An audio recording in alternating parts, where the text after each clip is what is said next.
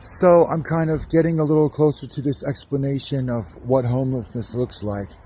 And we've got these Wi-Fi cafes, and that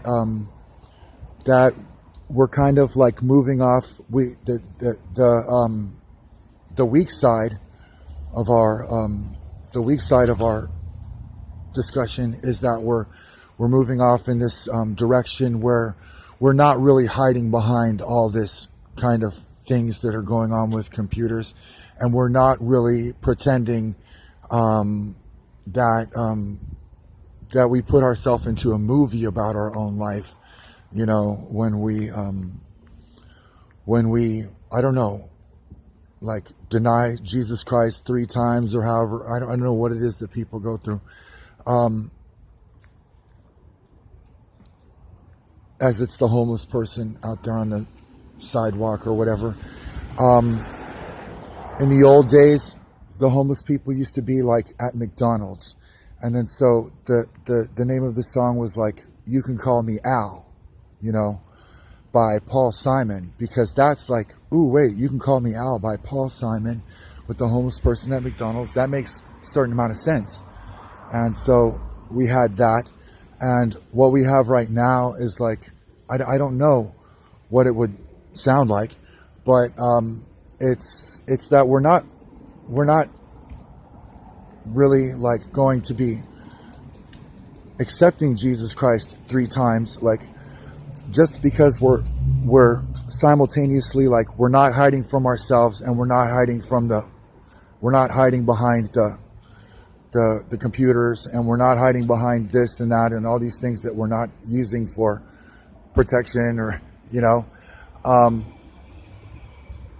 and the other part is that what's developing is this kind of a thing where it's going to be the closest that you're talking about, the closest that any person could get to like having sanity, like on the streets. And I think what you're gonna do is you're gonna tell me that you're smarter than some other person. You're gonna tell me that you're smarter than some other person is, and I wish you would not do that. Just because anybody would get stuck with something in these circumstances, does not mean that the expert is hiding behind themselves, or hiding behind the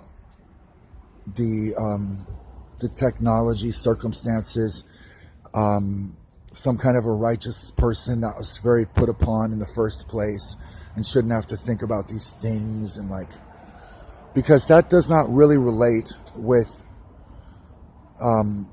reality for both people.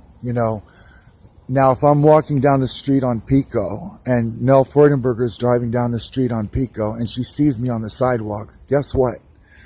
I'm 100% right about what I just said, is the thing. That the one option is for her to pull over to the side of the road, and she's going to have to chase me around the block like 3 times, like before she finally catches up with me. And then it's this whole thing. Okay, Ray. So, yeah, because isn't that funny? We were talking about Jesus Christ, and then we're just going to be a little bit more in tune with Jesus Christ and a little bit closer to what grace really is in one explanation of this whole thing. That's like, okay, that's really actually grace. That's the grace of Jesus Christ, It's this whole funny thing that goes on, with this person. If you believe in Jesus Christ, you got to chase me around the streets and chase me around the block. You got to catch up with me for this, And the other thing is this thing that we do, and it's like that people are like, they're moving to another universe with themselves.